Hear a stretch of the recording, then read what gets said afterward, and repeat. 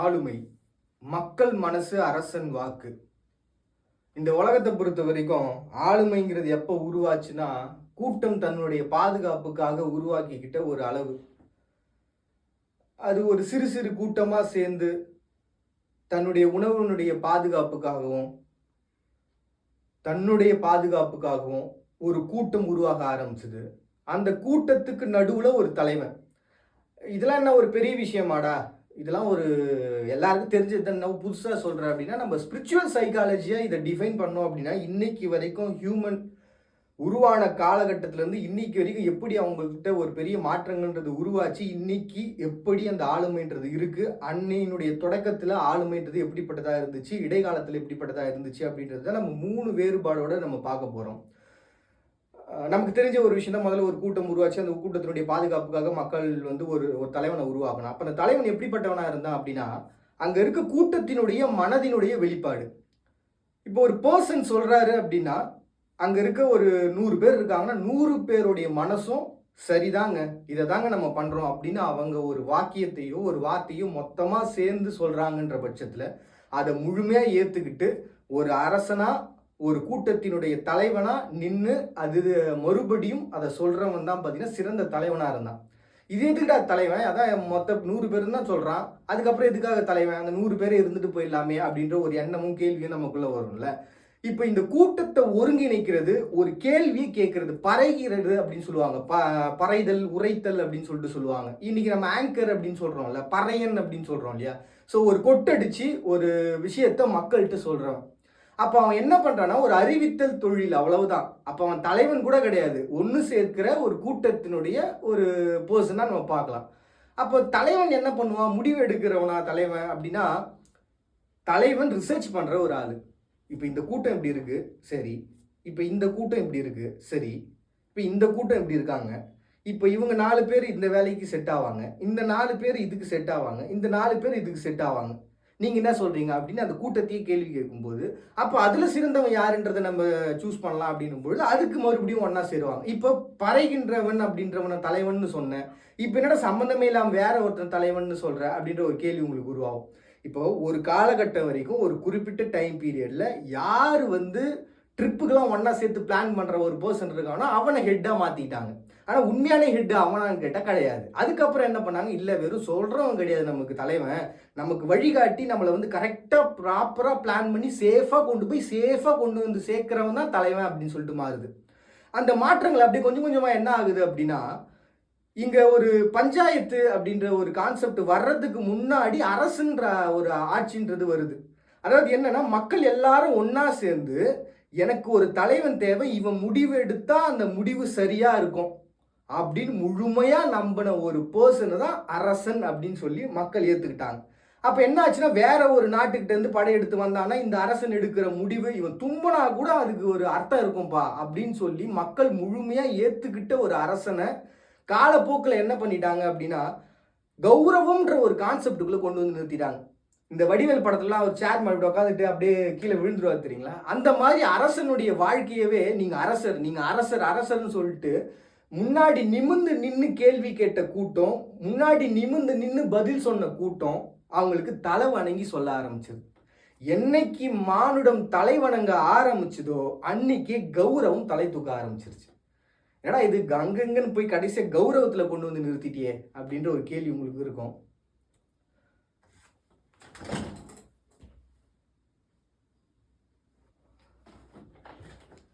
இப்போ நம்ம நாட்டினுடைய பெரிய பிரச்சனை என்ன அப்படின்னு பார்த்தீங்கன்னா, இப்போ சரியான ஒரு வாக்கியமா ஒரு அரசன்றவன் யாரு அப்படின்னா, ஒரு கூட்டம் ஒட்டுமொத்த மக்களுடைய மனசும் ஒருங்கிணைந்து சேர்ந்து ஏத்துக்கணும்.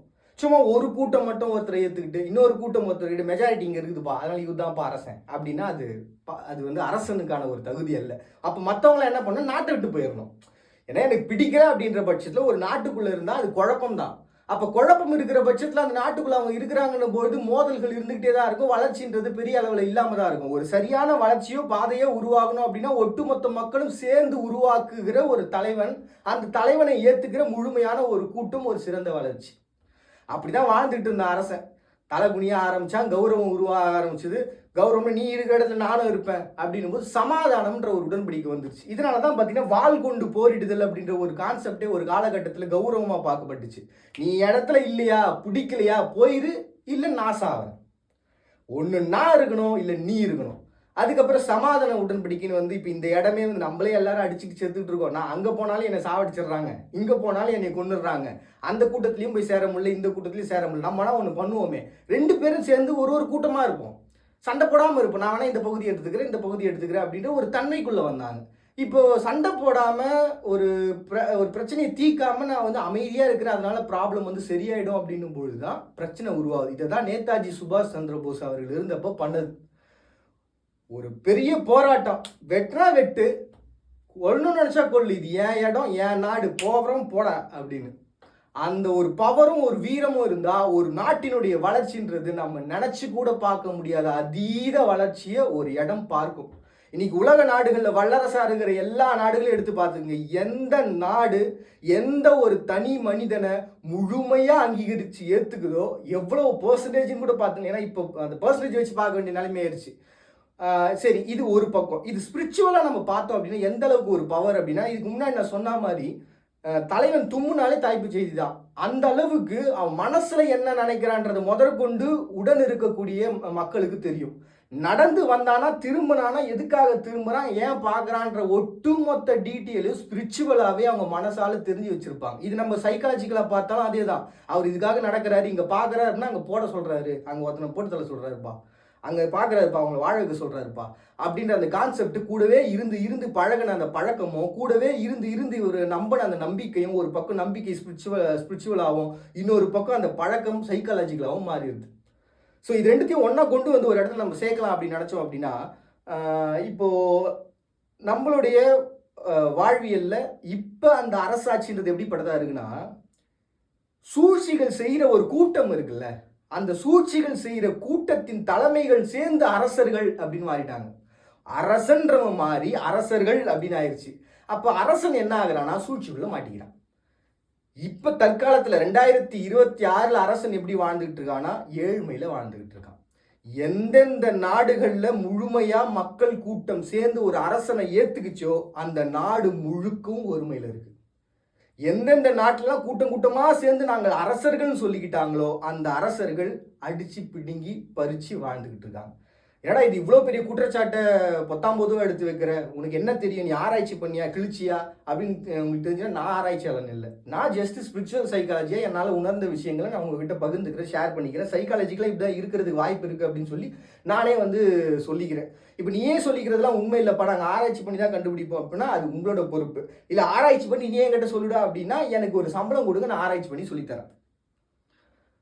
ஸோ என்னையை பொறுத்த வரைக்கும் அரசன் அப்படிங்கிறவன் ஒட்டுமொத்த மக்கள் ஏற்றுக்கிட்ட ஒருவனாக மட்டும்தான் இருக்கணும். அப்படி இல்லைன்னா பஞ்சாயத்தில் ஒரு தலைவன் வந்து அவர் கௌரவம் போயிரும்பா, தலைவரோட கௌரவம் போயிடுச்சுன்னா காட்டாம தீர்ப்பை மாற்றி சொல்லு அப்படின்ற மாதிரி அவங்கவுங்களுடைய விருப்பத்துக்கு ஏற்ற மாதிரி ஒரு முடிவையோ ஒரு சொல்லையோ வாக்கையோ சொல்கிற பட்சத்தில் கௌரவம் மட்டுமே ஆளுகிறது. கூட்டத்தினுடைய அரசர்களே ஆளுகிறார்களே தவிர ஒரு நல்ல தலைவனோ ஒரு நல்ல மக்களின் மனமோ ஆள்றது கிடையாது.